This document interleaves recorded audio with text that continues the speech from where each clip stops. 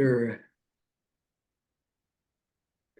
Hi, folks. Today, I am fortunate to have, we are fortunate to have with us Stu Jones, who I just learned is an MD and a surgeon, and he's got some unique expertise and insights to the human body that many of us don't necessarily enjoy, and I'm sure that'll come across at least implicitly in our conversation. But the reason I reached out to Stu is he's a member of the Fit Over 50 group, and he is an IFBB pro, and I have started to run into more and more IFBB pros that are 50 or above, and yay, that's encouraging for all of us. But it also is a great example of an ambition that you might have that requires a lot of dedication, I think, focus, confidence, and a certain seriousness as well as passion. And I can't speak to that as well as Stu can. So we'll just get right into the interview if that's okay. So welcome, Stu. Thank you again for agreeing to be part of this.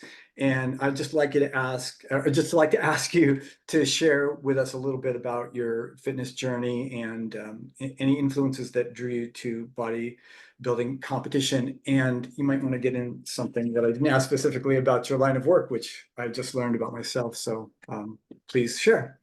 Oh, sure. So, I always grew up sports minded, played football, baseball, basketball, played football through college, and got done with that. Didn't have really anything to do at that point. And so I started playing hockey, did that till about age 57, and decided coming home and had bruised my kidneys and multiple issues. I said, well, maybe I should get out of this finally. After playing against these 20-year-olds wasn't the best thing for me. Sure. And during that time period, I actually met my now fiance, Beth, and she's been competing for about 12 to 14 years. Oh, wow. And it's like, what can I do next? And then I thought I was in great shape. I'm in good shape. I'm pretty strong. And then I realized I really wasn't in such good shape as I thought it was. And she said, well, what do you think? And I said, I'd like to try this. And I think I'd like to try bodybuilding. And unfortunately, I'm blessed with no calves. So I said, let's do the physique route at this point. Yeah. And so I started into that journey. And I really wasn't prepared, I think, at the beginning to realize how much this really takes and what kind of dedication it takes to get to a level of being, good at it and where you want to be. And when I start something, I usually kind of throw myself completely into it. And I've always been very competitive. And so I went and did my first, started training, and it's completely different type of training than what I was used to. It was all, before large muscle groups. Sure. And, bench press, squats, shoulder press, just keep repetitively, just how strong can you get, how big can you get? And here I realized that these are a whole different process, right? We're doing this for aesthetics now, not strength. And I still remember the one time she goes, well, do this one exercise. And I'm like, she gave me a 5-pound weight. And I said, oh, sure, I'm going to be able to do this. No problem. I put that 5-pound weight. It was something with the shoulder. I'm like, this is heavy. I didn't realize, all the accessory muscles that we have to work to get that aesthetic look. Sure. And it's kind of eye-opening to me.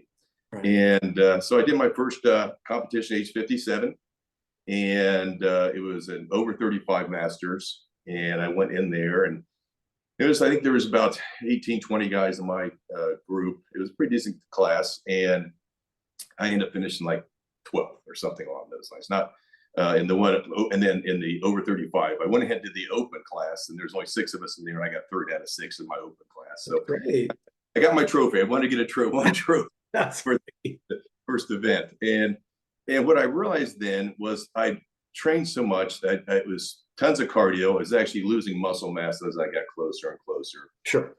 I was in charge of my macros at that point. I was like, okay, I need this, this, and this. And I'd be carb loading at the end of the day. And I was just not doing things correctly. So we ended up switching coaches. I know a man here named Mike Davies here in town. He's put up about 300, I think I was his 327th pro card. Oh, wow. And I started joining. I went with him, started his diet routine, his exercise routines, worked for 4 months, went to Midwest, Battle of the Midwest, took first in 50 and over, first in 45 and over, first in 40 and over, second in 35 over. So I was pretty pleased with that outcome. Sure. And I was 50, 9 at this point, I think. Yes. And the judges came up to me afterwards, and he said, you know, you were impressive. You've got to go to nationals. And I hadn't thought about that. Oh, So nationals was in July, so we just kept training, and ended up winning nationals. wow. And my first time out there. So it's kind of a rapid progress for me, you know, this over a 3-year period of time. Sure. And they said, well, I said, why don't I just stay around? I was racing my car actually in Pittsburgh the same weekend. So I competed on Wednesday, won nationals, went and raced my car Friday and Saturday, and then came back Sunday and competed at Pro Worlds. And I ended up getting runner-up in my first pro event. Wow, fantastic. And I realized that don't race the car between events, though, because that lack of glycogen and your mind mind is at that point. You're not thinking quite as well quickly. Your synapses aren't hitting as quick. Sure. Put it in the wall in that race, and my car. There was a tire wall, so it wasn't bad. Yeah.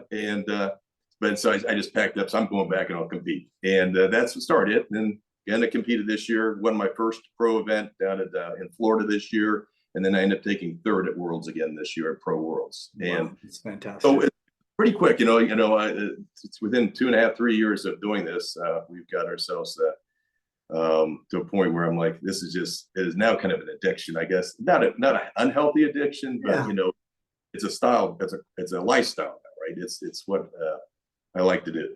Sure. And so when you switched your programs, would you say there was a more dramatic difference in your style of lifting or your style of eating, or a combination of the two? Combination of both. I mean, when I started this, my waist was around 35, 36.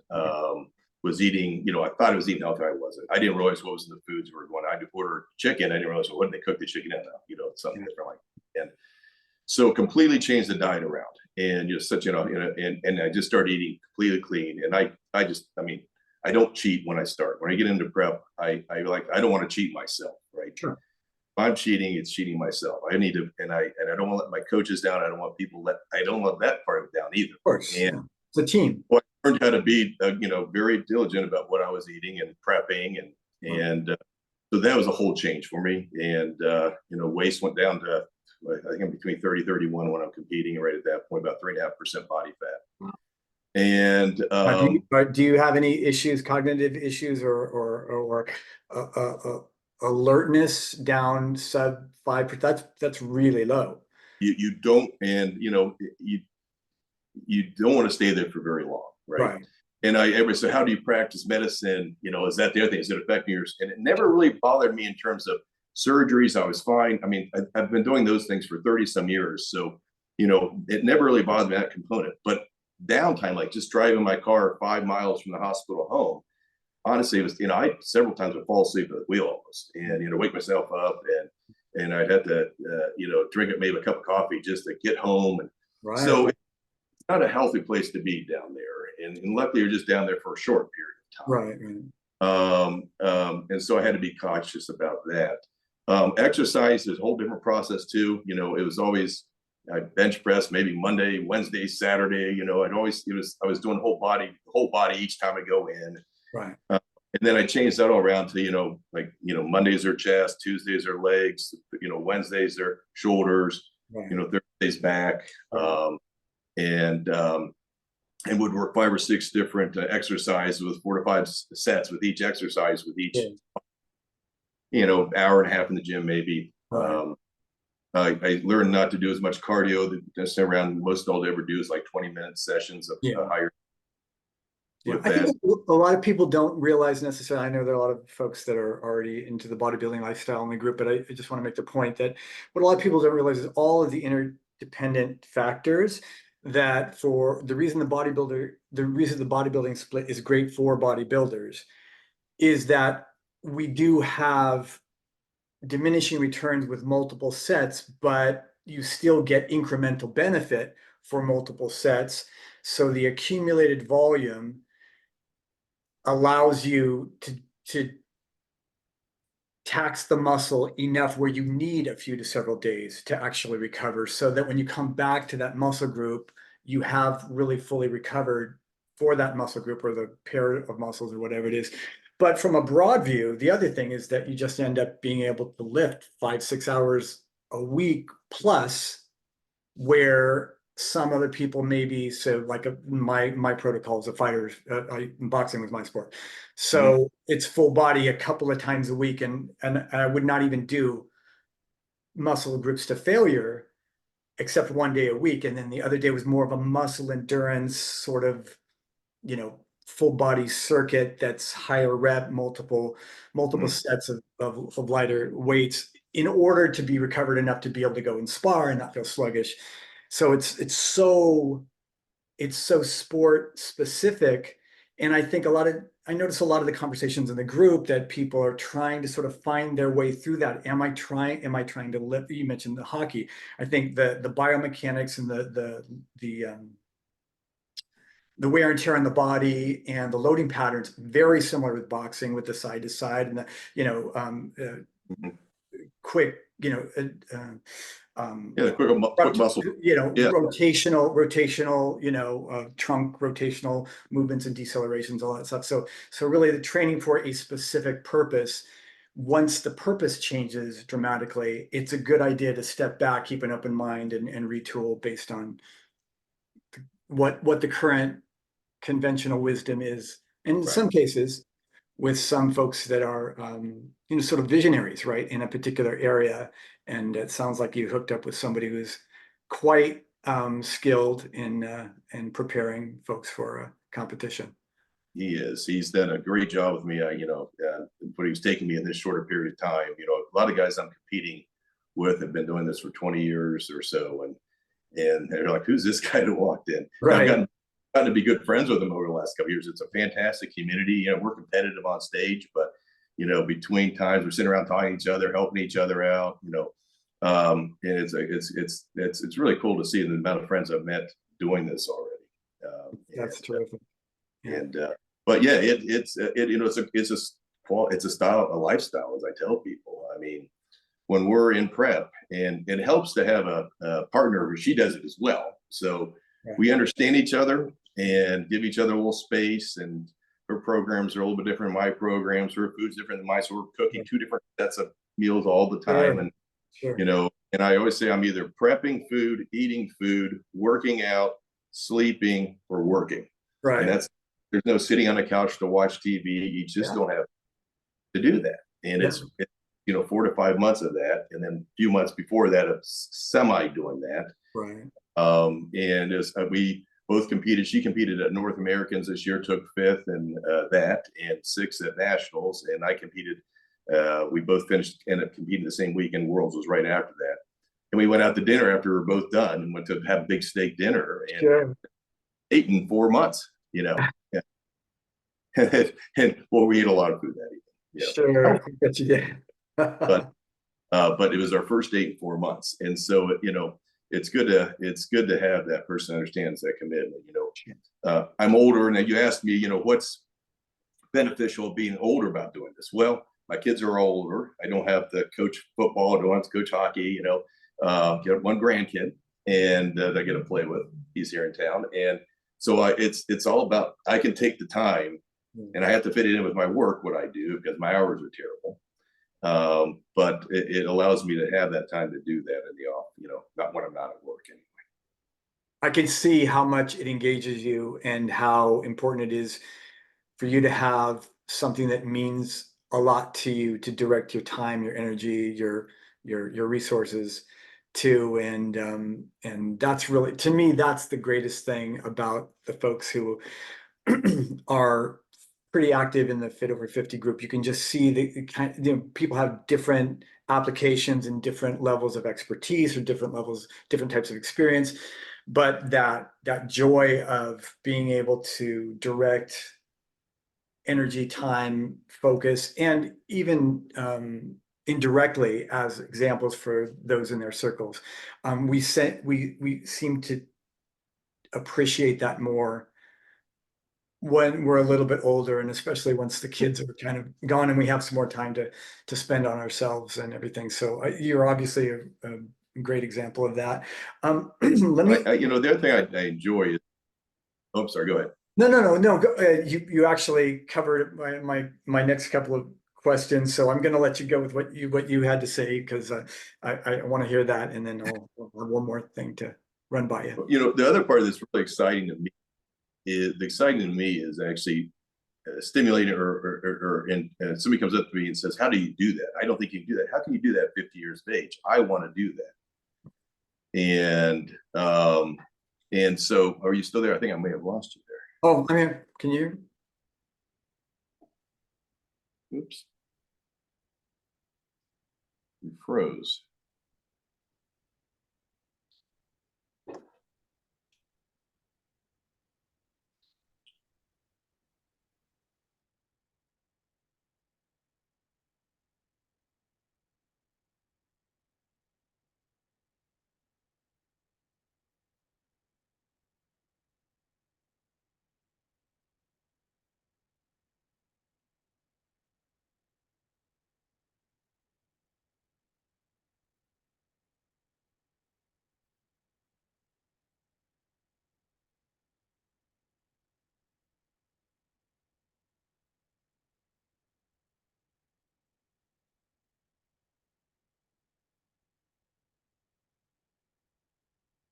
Hi, Stu.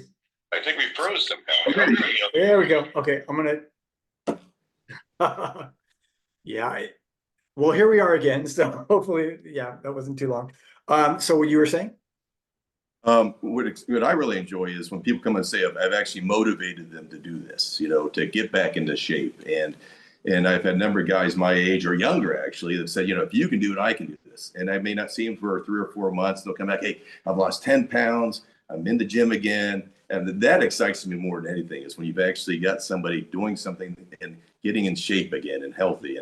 And with my patients even, you know, they're not going to go into bodybuilding and all whatnot, but I've been really getting more and more into the wellness aspect of this. And how can I motivate them to get back in shape? Because, you know, obesity in the United States is up to 60% here in the next few years. Wow. And, you know, instead of giving people medication for hypertension, instead of giving people medicines for diabetes, how can we instill some ideas in them in terms of diet? Because people just don't know how to eat and right. Diet and exercise. And how can I motivate them? So I've actually motivated my patients. They follow me in my, you know, some of my patients I've had for 30 years, and they actually follow me in my course of bodybuilding and things like that. And they ask me about. So all that's very exciting to me. And, you know, this is a sport that anybody can do, right? You can start, you know, at 57, 58 like me and do this. Anybody can get on stage and do this. It's not going to keep, you know, it doesn't keep you from doing it. You can sign up, you can work and do all this and be on stage if you want, or prep like you're going to be. And maybe a lot of guys don't quite get there. Yeah. But you can do it. It's open to everybody. And that's what's exciting as well. It is open to everybody, and the principles are so broadly applicable. A lot of people just want to feel comfortable taking their shirt off at the beach. Some people want to feel like they can get into some pants that they haven't worn for a few to several years and just know that they're making modifications that are within their capabilities and that they feel like doesn't dramatically reduce their enjoyment of, you know, being able to eat sort of impulsively with you know, with control and with restraint. And one of the things I'm sure that your patients feel, they probably like to have bragging rights about their super fit doc. But I think that even the ones who may not articulate it directly to you, you by being a healer, representing your personal commitment to a proactive, preventive approach to disease and injury risk avoidance. That, in my view, that's the most profound healing you can do. And it's broader and it's more pervasive in terms of its ability to kind of right the ship for everybody. So I salute you. And I would like to ask if there's anything else that you'd like to, any insights or advice you'd like to share with the group? No, like I said before, you know, and I tell my patients, you don't have to do this. I mean, when I get to the point of competing and, you know, it's just a full-time thing, either working or that. You don't have to do that, right? And it's important to get in shape. I mean, as we get older, you know, if we can maintain our muscle strength, we're not going to fall as easily, so our broken hips don't come around. So these are all, you know, keys to this. And so, you know, and don't be frustrated if you don't lose right away or you don't see gains, because you're older, you're going to take a little longer to get to where you'd be. Of course, yeah. And you just got to realize that, and get with the good people that know what they're doing. Get with a nutritionist. Get with somebody who put you on a program, because most people don't know what to do in the gym and they look different. So if we get to somebody, and that's what I try to do, is try to push them into that next step of getting to somebody that's going to be accountable to, and you can be accountable to, and give you a program to work with, and then you can go from there, right? So that's the main thing. That's great advice, and I'll just want to piggyback off of that. That if you are open to some guidance from an expert who comes well regarded, and you've kind of checked out their you know, their stripes, and you've poked around about their philosophies, and you know that, and you feel comfortable, that any exposure to somebody who knows more about, say, the bodybuilding lifestyle or eating more healthfully, or just general activity and eating to reduce your risk of cardiovascular disease or to improve your balance and your coordination so that you're less vulnerable to a fall in your 70s, 80s, whatever, that any exposure to that just puts you in a little bit more insightful position to further vet additional information that's coming in about that sort of thing. So I really appreciate the time that you've spent with us today, and helped us all to advance that a bit. And so excited for you for your future and your lovely fiance. My wife and I own a fitness training studio together, and we love fitness, but we have to discipline ourselves on the weekends to not talk about work and science and that sort of thing, and just, you know, Netflix and chill, you know, sort of thing. And that's a pretty good problem to have, right? It is. Well, I appreciate you having me on. I enjoy talking about this, and I get excited to talk about it to people. And you know, if I can motivate somebody to do something, go out there and, you know, and get themselves in shape and feel better about themselves and feel healthier, and you know, it's all worth it. Well, great. Well, thank you so much. I will be posting this in the group soon, and it will also be on my YouTube channel, and I'll send you the information for both. Great. And again, so I really, really appreciate you, your humility, and not leading with your medical expertise, and putting, you know, everything in context, and you're sharing the fact that you put your time, your attention, and your passion into this when you have so much going on already. That should elevate its priority for all of us. So, well, thank you. Thank you. All right, take care. Have a good afternoon. Great day. Take care. Thanks. Bye-bye.